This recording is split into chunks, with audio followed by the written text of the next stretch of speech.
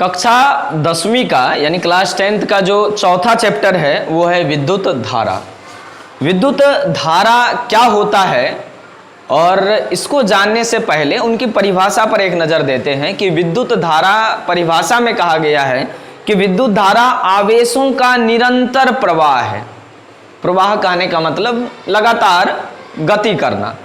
आवेशों का गति करना और लगातार गति करना विद्युत धारा की गिनती में आता है, यानी आवेशों का लगातार चालन विद्युत धारा की गिनती में आता है, यानी विद्युत धारा की परिभाषा को बताता है।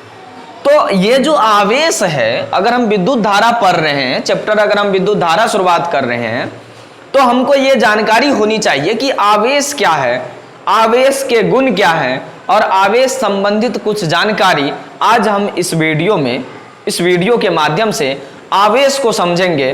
और जब हम आवेश को समझ जाएंगे तब उसके बाद हम विद्युत धारा को प्रारंभ करेंगे। तो बिना देर किए हुए हम स्टार्ट करते हैं। विद्युत आवेश क्या होता है? विद्युत आवेश क्या होता है यानी इलेक्ट्रिक चार्ज क्या होता है? दरअसल आवेश जो है किसी पदार्थ का एक गुण है, या यूं कहें आवेश जो है एक अदिश भौतिक राशि है जो किसी ऊर्जा या इलेक्ट्रॉनों की मात्रा को चालन के माध्यम से, प्रेरण के माध्यम से या किसी अन्य तरीकों से वस्तुओं के बीच परस्पर आदान प्रदान करता है। मतलब एक जगह से दूसरे जगह लेकर जाता है, वस्तुओं को स्थानांतरित करते हैं और ऐसा, या फिर दूसरे वस्तु से पहले वस्तु में आता है, तो यह जो है आवेश कहलाता है। आवेश वह अदिश राशि है, अदिश भौतिक राशि है जो किसी ऊर्जा या इलेक्ट्रॉनों की मात्रा को चालन, प्रेरण या किसी अन्य विशेष तरीकों से एक वस्तु से दूसरे वस्तु में या दूसरे वस्तु से पहले वस्तु में लाता है।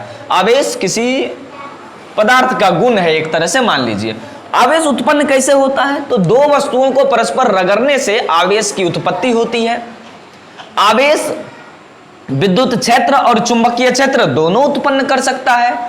आवेश का ना तो निर्माण होता है और ना ही आवेश को नष्ट किया जा सकता है।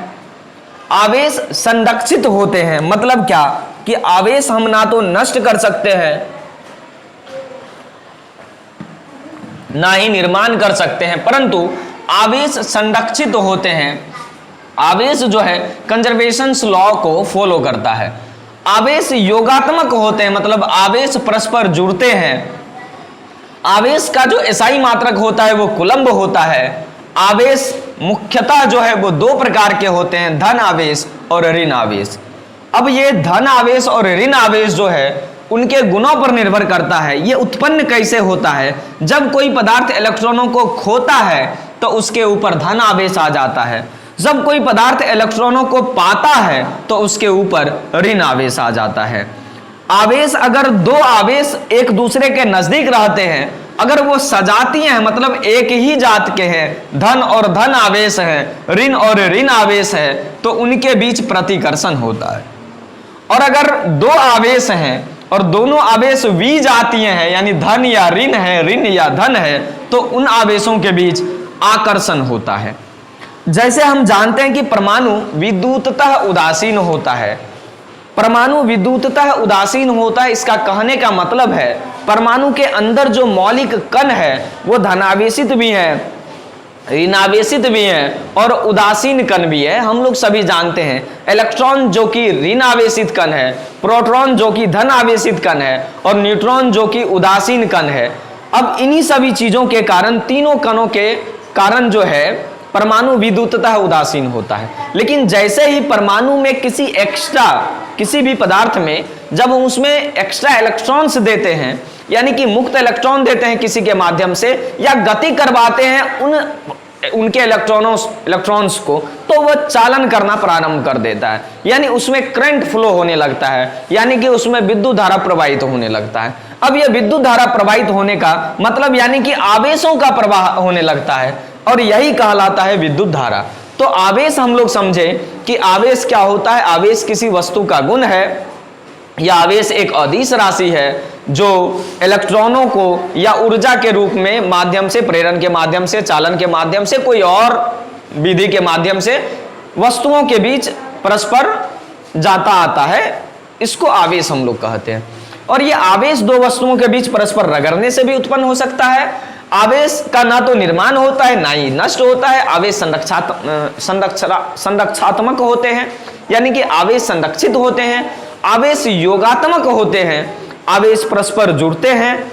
इसके अलावे और बहुत सारे गुण जाने कि आवेश का ऐसा ही मात्रक जो है वो कूलम्ब होता है। दो प्रकार के आवेश, ऋण आवेश और धन आवेश होते हैं। ऋण तब हो पाएगा आवेशों के बीच जब कोई इलेक्ट्रॉन्स को पाएगा तो ऋण आवेश उत्पन्न हो जाता है, जब कोई इलेक्ट्रॉन्स को खोएगा तो धन आवेश उत्पन्न हो जाता है। परमाणु के बारे में थोड़ी सी बहुत जानकारी जाने। अब हम विद्युत धारा के परिभाषा पर देखते हैं, क्या क्या हम लिख सकते हैं विद्युत धारा के प्रभाव को। ये चार जो है अलग अलग तरीके से विद्युत धारा का ही परिभाषा है।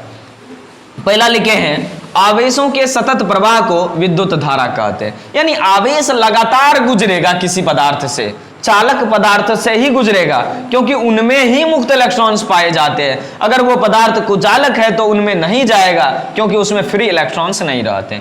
उसके बाद इलेक्ट्रॉनों के निरंतर प्रवाह को विद्युत धारा कहते हैं। और दूसरी भाषा में हम कह सकते हैं क्या, आवेशों या इलेक्ट्रॉनों के गतीय अवस्था को, यानी गति की अवस्था को विद्युत धारा कहते हैं। किसी चालक पदार्थ में किन्हीं दो बिंदुओं के बीच, कोई अगर चालक पदार्थ है तो इन दो बिंदुओं के बीच आवेशों के व्यवस्थित प्रवाह को विद्युत धारा कहते हैं। आवेशों के स्थानांतरण को आवेश का चालन या विद्युत धारा कहते हैं। तो इस तरह से हम लोग जान गए आवेश क्या होता है और विद्युत धारा की परिभाषा। अगले वीडियो में हम ये जानेंगे इनसे संबंधित जुड़ी हुई विद्युत धारा के आगे के टॉपिक्स, चालक, कुचालक पदार्थ, विद्युत धारा क्या होता है, विभव क्या होता है, विभवांतर क्या होता है, इन सभी चीजों को जानेंगे। करो खत्म।